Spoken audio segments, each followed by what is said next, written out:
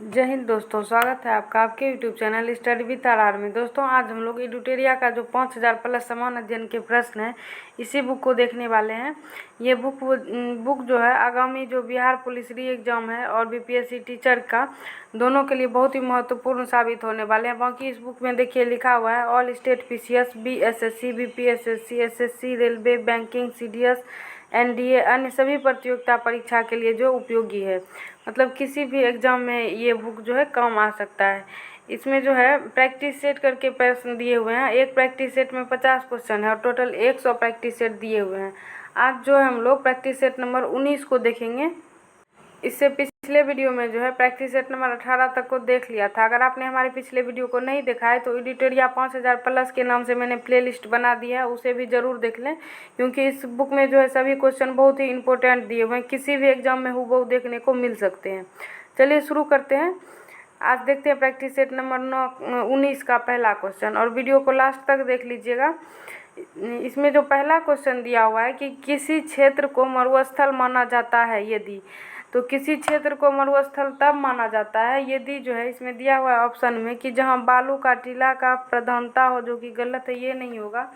तापमान 42 degree Celsius से अधिक, ये भी नहीं। वार्षिक वर्षा जो है 25 सेंटीमीटर से कम, यही आंसर हो जाएगा। किसी क्षेत्र को मरुस्थल तब माना जाएगा जबकि वार्षिक वर्षा जो वहाँ पे 25 सेंटीमीटर से कम हो, तो आंसर जो है इसका ऑप्शन नंबर सी हो जाएगा।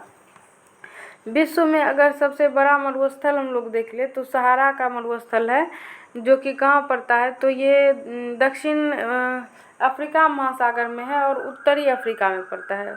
और थार का मरुस्थल कहाँ है, तो थार का मरुस्थल भारत में है, इसे भी ध्यान में रखिएगा। गोबी मरुस्थल कहाँ है, तो गोबी और मंगोलिया, ये जो दोनों मरुस्थल है चीन में है। और ग्रेट विक्टोरिया अगर मरुस्थल हम लोग देखें तो ऑस्ट्रेलिया में है। और उसके बाद अटाकामा मरुस्थल जो है ये सर्वाधिक शुष्क मरुस्थल है विश्व का, ये चिली में स्थित है, इसे भी ध्यान में रखेंगे। पेटागोनिया मरुस्थल जो है, पेटागोनिया अर्जेंटीना में है, कालाहारी बोत्सवाना में है। सभी पॉइंट को ध्यान में रखिएगा, बहुत ही इंपॉर्टेंट थे सभी। नेक्स्ट देखते हैं, क्वेश्चन नंबर 2 पे आते हैं। 2 में दिया है कि दिए गए विकल्पों में कौन युग्म की सहायक नदियाँ नहीं है, तो यमुना की सहायक नदियाँ जो इसमें नहीं है। यमुना की सहायक नदियों की अगर हम लोग बात कर लें तो चंबल, सिंध, कैन, बेतवा, ये सभी जो है यमुना की सहायक नदियाँ हैं। चंबल और कैन, बेतवा, इसके अलावा जो अगर हम लोग देख लें तो सिंध है। तो यहाँ पे नहीं है पूछ रहा है, तो इसका जो आंसर हो जाएगा ऑप्शन नंबर सी हो जाएगा। घाघरा जो है यमुना की सहायक नदी नहीं है। नेक्स्ट क्वेश्चन देख लें, क्वेश्चन नंबर 3 को, किस दर्रे से होकर ब्रह्मपुत्र नदी भारत में प्रवेश करती है, तो ब्रह्मपुत्र नदी जो भारत में प्रवेश करती है ये यांगयाप दर्रे से होकर, ऑप्शन बी इसका करेक्ट आंसर हो जाएगा, यांगयाप दर्रे से होकर। और ब्रह्मपुत्र नदी जो है इसको जो है अरुणाचल तिब्बत में क्या कहा जाता है, तो अरुणाचल इसे तिब्बत में जो कहा जाता है ये सांगपो कहा जाता है। उसके बाद अगर अरुणाचल प्रदेश में देखें तो अरुणाचल प्रदेश में इसे दिहांग कहा जाता है। और उसके बाद अगर बांग्लादेश में देखें तो बांग्लादेश में जो है ब्रह्मपुत्र नदी को जमुना कहा जाता है। और वहीं अगर गंगा को पद्मा कहा जाता है, और इन दोनों की जो संयुक्त धारा है गंगा और जमुना की, तो इसे मेघना कहा जाता है, इसे भी ध्यान में रखिएगा। नेक्स्ट क्वेश्चन नंबर 4 पे आते हैं। दिया है कि 90 ईस्ट रीज कहाँ पर स्थित है, तो ये जो स्थित है 90 ईस्ट रीज ये हिंद महासागर में स्थित है। आंसर इसका ऑप्शन नंबर ए हो जाएगा सही। नेक्स्ट क्वेश्चन देख लेते हैं, क्वेश्चन नंबर 5 देख ले। 5 में दिया है कि भारत में गरीबी के निर्धारण हेतु योजना आयोग ने किस वर्ष सुरेश तेंदुलकर समिति का गठन किया था, तो यहाँ पे तो पहला क्वेश्चन ये हो गया कि गरीबी के निर्धारण हेतु, तो ये सुरेश तेंदुलकर संबंधित है उससे। और इसका जो गठन है 2004 में किया गया था, इसे ध्यान में रखेंगे, ऑप्शन 20 का करेक्ट हो जाएगा। फिर दिया है सूची 1 को सूची 2 से मिलान करने के लिए। इसमें जो पहला दिया है प्राथमिक, तो प्राथमिक क्षेत्र में जो हो जाएगा कुछ भी पालन करना, मत्स्य पालन, मधुमक्खी पालन और पशुपालन, कोई भी पालन है तो प्राथमिक क्षेत्र के अंतर्गत ही आएगा, तो इसका आंसर हो जाएगा मधुमक्खी पालन। 1 का 2 हो गया। द्वितीयक में जो है, द्वितीय में आ जाएगा कोई भी कल कारखाना हो तो ये द्वितीय क्षेत्र में। तृतीय क्षेत्र में जो है सलाहकारी संस्था है। सेवा क्षेत्र जो है तृतीय क्षेत्र से संबंधित है। तो 2, 3, 1 आंसर हो जाएगा इसका ऑप्शन नंबर ए, इसे ध्यान में रखिएगा। आगे क्वेश्चन नंबर 7 देख लें। 7 में दिया है कि पश्चिम बंगाल का रानीगंज प्रसिद्ध है। तो पश्चिम बंगाल का जो रानीगंज प्रसिद्ध है ये किसके लिए प्रसिद्ध है? तो ये कोयला क्षेत्र के लिए प्रसिद्ध है। आंसर ऑप्शन नंबर डी इसका हो जाएगा, कोयला क्षेत्र के लिए। भारत में जो है सर्वप्रथम कोयला उत्पादन जो है ये वेस्ट बंगाल में हुआ था, रानीगंज में। इसे ध्यान में रखेंगे। नेक्स्ट क्वेश्चन देख लें कि कार्बन टैक्स लगाने वाले विश्व का पहला देश कौन सा है? तो कार्बन पर टैक्स लगाने वाला जो विश्व का पहला देश है ये फिनलैंड है। फिनलैंड की अगर राजधानी हम लोग देख लें तो हेलेंसिकी हो जाएगा। और आइसलैंड की राजधानी क्या है? तो आइसलैंड की जो राजधानी है रेपजाविका हो जाएगा। जर्मनी का बर्लिन हो जाएगा राजधानी, से भी ब्रिटेन का लंदन, ध्यान में रखिएगा। नेक्स्ट क्वेश्चन नंबर 9 आते हैं। 9 में दिया है कि संविधान सभा के प्रारूप समिति के अध्यक्ष कौन थे? तो संविधान सभा में प्रारूप समिति के अध्यक्ष डॉक्टर भीमराव अंबेडकर थे। आंसर इसका ऑप्शन नंबर डी हो जाएगा। प्रारूप समिति की जो यहाँ पे अगर हम लोग बात कर लें तो इसका जो गठन है ये हुआ था 29 अगस्त 1947 को, इसे ध्यान में रखिएगा। और इसमें जो है इसकी स्थापना में कुल 7 सदस्य थे और जिसकी अध्यक्षता जो है डॉक्टर भीमराव अंबेडकर ने इसमें किए थे, 1 सदस्य उनमें से थे। 10 नंबर क्वेश्चन दिया है कि भारतीय संविधान में न्यायिक पुनरावलोकन की व्यवस्था किस देश की संविधान से लिया गया है? तो न्यायिक पुनरावलोकन की व्यवस्था जो लिया गया है ये किस देश से? तो ये अमेरिका से लिया गया है। ऑप्शन ए इसका आंसर हो जाएगा, अमेरिका से। अगर और कुछ हम लोग देख लें तो ये फंडामेंटल राइट जो है, मौलिक अधिकार, ये भी अमेरिका से ही लिया गया है। संविधान संशोधन की प्रक्रिया जो है ये आयरलैंड से लिया गया है। राज्य के नीति निर्देशक तत्व, राज्य के नीति निर्देशक तत्व जो है ये आयरलैंड से लिया गया है, इसे ध्यान में रखिएगा। नेक्स्ट क्वेश्चन अगर हम लोग यहाँ पे ब्रिटेन देखें तो ब्रिटेन से जो है ये एकल नागरिकता जो है ये लिया गया है। उसके बाद संसदीय व्यवस्था भी ब्रिटेन से ही लिया गया है, इसे भी ध्यान में रखिएगा। उसके बाद जो है कनाडा से क्या लिया गया है? तो कनाडा से जो है अवशिष्ट सूची और केंद्र राज्य का संबंध, ये दोनों जो है कनाडा से लिया गया है। नेक्स्ट क्वेश्चन नंबर 11 पे आते हैं। 11 में क्या दिया है देख लें।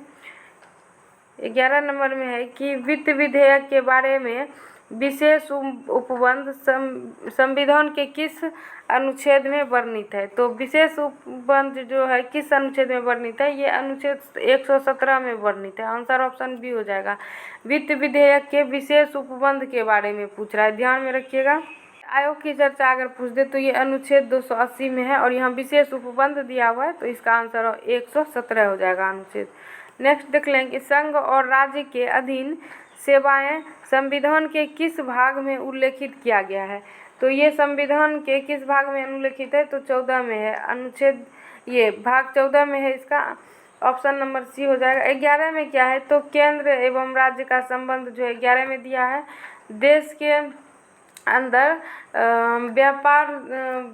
व्यापार और खनिज जो है इस सब के बारे में जो है ये भाग 13 में दिया हुआ है। और भाग 20 जो है ये संविधान संशोधन के बारे में दिया हुआ है, कॉन्स्टिट्यूशन अमेंडमेंट, ये 20 में दिया हुआ है। नेक्स्ट क्वेश्चन देख लें। 13 नंबर की सूची को सूची देशों से सम्मिलित करने के लिए दिया है। तो बंदी प्रत्यक्षीकरण जो है इसका हो जाएगा सशरीर प्रस्तुत होना, 1 का 4 हो जाएगा। परमादेश है, परमादेश का जो है हम आदेश देते हैं, हो जाएगा। फिर है प्रतिषेध का जो है अधीनस्थ न्यायालय के लेख, ये 2 हो जाएगा। और अधिकार परीक्षा जो है किस अधिकार से हो जाएगा, इसका 1। तो यहाँ पे जो हम लोगों ने देखा ये 4, 3, 2, 1 मिल रहा है, 4, 3, 2, 1। आंसर ऑप्शन डी हो जाएगा, इसी में मिल रहा है 4, 3, 2, 1। नेक्स्ट क्वेश्चन देखें। संसदीय शासन व्यवस्था वास्तविक कार्यपालिका शक्ति निम्न में किसके पास होती है? तो वास्तविक कार्यपालिका शक्ति की अगर हम लोग बात कर लें, यहाँ पे जो पूछ रहा है ये जो है प्रधानमंत्री में निहित होता है। आंसर बी हो जाएगा। ऐसे तो प्रधान जो होता है राष्ट्रपति होता है, लेकिन यहाँ पे वास्तविक संवैधानिक तौर पर प्रधान जो है ये राष्ट्रपति होता है। वास्तविक कार्यपालिका शक्ति अगर किस में निहित है तो ये प्रधानमंत्री में निहित है। और प्रधानमंत्री की जो चर्चा है ये आर्टिकल 74 के अंतर्गत किया गया है। अगर राष्ट्रपति की देखें तो ये आर्टिकल 52 हो जाएगा।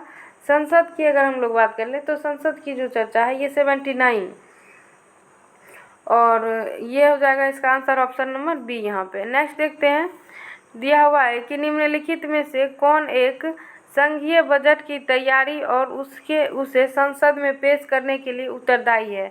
तो ये जो हो जाएगा आर्थिक कार्य विभाग। आंसर इसका ऑप्शन नंबर ए हो जाएगा, आर्थिक कार्य विभाग। भारत में जो है सर्वप्रथम बजट किसने पेश किया था? तो ये जेम्स विल्सन के द्वारा किया गया था, जेम्स विल्सन। और कब? तो ये 1860 में किया गया था, पहली बार की अगर बात कर लें। और स्वतंत्र भारत में अगर देखें कि बजट किसने पहली बार प्रस्तुत किया था, ये R.K. शनमुखम शेट्टी के द्वारा किया गया था। वहीं अगर गणतंत्र भारत की बात कर लें तो ये जॉन मिठाई के द्वारा किया गया था, सर्वप्रथम बजट जो पेश किया गया था। और सर्वाधिक बार किसने पेश किया? तो ये सर्वाधिक बार जो है 10 बार बजट पेश करने का जो रिकॉर्ड है ये मोरारजी देसाई के हाथों है। रेल बजट और आम बजट से कब अलग हुआ? तो रेल बजट आम बजट से 1925 में अलग हुआ और एक्वर्थ समिति के सिफारिश। और मिलाया कब गया? तो 2017 में जो है फिर रेल बजट और आम बजट को मिला दिया गया एक ही में। और ये जो किस समिति के सिफारिश पर? ये विवेक ओबराय समिति के सिफारिश पर। सारे पॉइंट को ध्यान में रखिएगा, बहुत ही इंपॉर्टेंट थे। नेक्स्ट देखते हैं क्वेश्चन नंबर 16। उच्चतम न्यायालय में संविधान के निर्वाचन से संबंधित मामले की सुनवाई करने के लिए न्यायाधीशों की संख्या कम से कम कितनी होनी चाहिए? तो न्यायाधीशों की जो संख्या है ये कम से कम 5 होनी चाहिए। आंसर ऑप्शन नंबर जो है ए इसका हो जाएगा। नेक्स्ट देखते हैं क्वेश्चन नंबर 17 दिया है कि औरंगजेब के संबंध में कौन सा कथन असत्य है? तो इसमें जो पहला कथन दिया है औरंगजेब सभी धर्म को मानता था, ये सही दिया हुआ है। उसके बाद जो है इसने जो है गुरु अर्जुन देव को फांसी दिलवा दिया था, ये जो दिया हुआ ये असत्य दिया हुआ है। फांसी जो है औरंगजेब ने गुरु अर्जुन देव को नहीं दिलवाया था, बल्कि ये जो फांसी दिलवाया था अर्जुन देव को फांसी दिलवाया था जहांगीर ने, इसने नहीं दिलवाया था, ये जहांगीर ने दिलवाया था। और औरंगजेब ने किसे दिलवाया था? तो ये तेग बहादुर को दिलवाया था, तेग बहादुर को जो है औरंगजेब ने दिलवाया था। तो यही कथन यहाँ पे जो है गलत दिया हुआ है, तेग बहादुर यहाँ पे हो जाता। गलत पूछ रहा है तो ऑप्शन बी ही दिया हुआ है। नेक्स्ट जो है कि इसने जजिया कर को पुनः लागू किया था, ये भी सही है। आंसर ऑप्शन बी हो जाएगा, गलत दिया हुआ है। नेक्स्ट देख लें, विजयनगर आने वाला प्रमुख विदेशी यात्री डोमिंग पायस किसके शासनकाल में भारत आया था? तो डोमिंग पायस की अगर बात कर लें तो ये जो भारत आया था कृष्णदेव राय के समय आया था। ऑप्शन नंबर डी इसका आंसर हो जाएगा। डोमिंग पायस और बारबोसा दोनों जो है दोनों ही पुर्तगाली यात्री थे और दोनों कृष्णदेव राय के समय भारत आए थे। अगर कुछ और महत्वपूर्ण हम लोग यहाँ पे देख लें, देवराय प्रथम दिया हुआ है, इसके शासन में जो है निकोली कोंटी जो कि इटली का यात्री था वो भारत आया था, निकोली कोंटी, इसे ध्यान में रखेंगे। और उसके बाद जो है निकोली कोंटी इसका हो जाएगा, पुर्तगाल के ये थे। देवराय द्वितीय की अगर बात कर लें तो इसमें जो है ये इसके शासनकाल में अब्दुल रज्जाक जो कि फारस का था शासक, वो आया था देवराय द्वितीय के शासनकाल में। और उसके बाद जो है ये अच्युत देवराय दिया हुआ है यहाँ पे। नूनी जो है ये अच्युत देवराय के शासनकाल में आए थे, नूनी, ये भी पुर्तगाली यात्री था, इसे ध्यान में रखेंगे। नेक्स्ट देखते हैं क्वेश्चन नंबर 19 को। 19 पे दिया है कि वैदिक सभ्यता में आर्यों को प्रशासनिक इकाई को कितने भागों में बांटा गया था? आर्यों की प्रशासनिक इकाई को जो है कुल 5 भागों में बांटा गया था। इसका आंसर ऑप्शन बी हो जाएगा। क्या क्या था? तो राष्ट्र था, जन, विषय और ग्राम, कुल, ये सभी जो था 5 भागों में जो है इसे बांटा गया था आर्य प्रशासनिक इकाई को। नेक्स्ट क्वेश्चन है कि सिंधु घाटी सभ्यता का सबसे बड़ा स्थल कौन था? तो सिंधु घाटी सभ्यता का जो सबसे बड़ा स्थल था ये मोहनजोदड़ो हो जाएगा, ऑप्शन बी इसका। मोहनजोदड़ो की अगर खोज देखें तो ये 1922 ईस्वी में राखाल दास बनर्जी के द्वारा किया गया था और सिंधु नदी के तट पर इसे भी ध्यान में रखेंगे। और यहाँ हड़प्पा की अगर बात कर लें तो हड़प्पा की खोज जो है ये 1921 ईस्वी में किया गया था दयाराम साहनी के द्वारा, और रावी नदी के तट पर, इसे भी ध्यान में रखेंगे। राखीगढ़ी जो है ये भारत में खोजा गया जो सबसे बड़ा स्थल है, ये राखीगढ़ी हो जाएगा। कालीबंगा से जो है काले रंग की चूड़ी का प्रमाण मिला है कालीबंगा से, इसे भी ध्यान में रखेंगे। जुते हुए खेत का प्रमाण कहाँ से मिला है, तो ये भी कालीबंगा से मिला है। नेक्स्ट देख लें 21 नंबर क्वेश्चन, ऋग वैदिक कालीन नदियों में सदा नीरा किस नदी के का प्राचीनतम नाम। सदा नीरा जो है ये किसका प्राचीनतम नाम था, ये गंडक का सदा नीरा प्राचीनतम नाम हो जाएगा। सतलज का जो है, सतलज को सतुद्री कहा जाता था, सतुद्री, इसे ध्यान में रखिएगा। और सिंधु को, सिंधु की अगर बात कर लें, सिंधु की चर्चा जो है ये सप्त सैंधव के रूप में किया गया है, सप्त सैंधव कहा गया है सिंधु को। और झेलम जो है इसे वितिस्ता कहा गया है, वितिस्ता। और व्यास जो है इसे विपाशा कहा गया है, इसे भी ध्यान में रखिएगा। नेक्स्ट क्वेश्चन देखते हैं, महात्मा बुद्ध ने सर्वाधिक उपदेश कहाँ दिए थे। महात्मा बुद्ध ने सर्वाधिक उपदेश श्रावस्ती में दिए थे, ऑप्शन ए इसका करेक्ट आंसर हो जाएगा। और अंतिम उपदेश कहाँ दिया था, तो ये अंतिम उपदेश कुशीनगर में दिए थे। और प्रथम उपदेश जो है ये सारनाथ में दिए थे, इसे भी ध्यान रखें। नेक्स्ट दिया है कि किस स्थान पर साइमन विरोध जुलूस का नेतृत्व करते हुए लाला लाजपत राय पुलिस द्वारा लाठीचार्ज में घायल हुए थे। तो पुलिस द्वारा जो लाठीचार्ज में घायल हुए थे, ध्यान में रखिएगा, ला से लाला लाजपत और ल से ही लाहौर हो जाएगा। लाहौर में जो लाठीचार्ज हुआ था उसी में लाला लाजपत राय लाठीचार्ज में घायल हुए थे, और आंसर इसका ऑप्शन नंबर ए हो जाएगा। नेक्स्ट देख लें कि निम्नलिखित में से किसने गांधी इरविन समझौते में महात्मा गांधी के लाभ को संतावना पुरस्कार कहा। तो इसका जो आंसर हो जाएगा, संतावना पुरस्कार किसने कहा था, तो एलन कैंपबेल जॉनसन ने कहा था, ऑप्शन ए इसका करेक्ट आंसर हो जाएगा। गांधी इरविन समझौता कब हुआ था, तो ये जो हुआ था 5 मार्च को हुआ था, 5 मार्च 1931 ईस्वी को। और इस समझौते को जो है एलन कैंपबेल जॉन ने जो है लाभ का संतावना पुरस्कार कहा था। नेक्स्ट क्वेश्चन देख लें, अपने अध्यक्षीय संबोधन के समय किसने हिंदी भाषा के लिए रोमन लिपि लागू करने की वकालत किया था। ये जो वकालत किया था सुभाष चंद्र बोस ने, ऑप्शन नंबर सी इसका करेक्ट आंसर हो जाएगा। नेक्स्ट है अखिल भारतीय मुस्लिम लीग के गठन का प्रस्ताव किसने दिया था। मुस्लिम लीग के गठन का प्रस्ताव जो है सलीम उल्लाह खान ने दिया था, ऑप्शन बी इसका आंसर हो जाएगा। और मुस्लिम लीग का गठन 1906 में हुआ था, इसे ध्यान में रखिएगा, बांग्लादेश के ढाका में। नेक्स्ट देख लें, प्रकाश संश्लेषण प्रक्रम द्वारा पौधे कार्बोहाइड्रेट का संश्लेषण करते हैं। यह कार्बोहाइड्रेट निम्न में से किससे मिलकर बना होता है। कार्बोहाइड्रेट जो है मिलकर बना होता है ऑक्सीजन, कार्बन तथा हाइड्रोजन, ऑप्शन नंबर डी इसका हो जाएगा करेक्ट। नेक्स्ट 28 नंबर देखते हैं, निम्नलिखित में से कौन पादप हार्मोन नहीं है। पादप हार्मोन जो यहाँ पे नहीं है ये ऑक्सिन, जिब्रेलिन, साइटोकाइनिन, ये तीनों है ही। एपिनोरेफिन जो दिया यही नहीं होगा, आंसर इसका ऑप्शन सी हो जाएगा। लंबाई के वृद्धि में जो है ये ऑक्सिन सहायक होता है।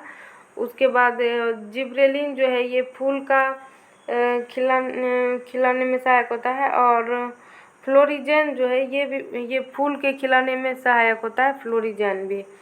और साइटोकाइनिन जो है, साइटोकाइनिन का जो मुख्य कार्य है कोशिका विभाजन हो जाएगा, कोशिका विभाजन। आगे हम लोग देख लें क्वेश्चन नंबर 29 में दिया है सूची 1 को सूची 2 से सुमेलित करने के लिए। तो इसमें जो देख ले हम लोग दिया हुआ है हैजा, हैजा का जो हो जाएगा ये बैक्टीरिया होता है।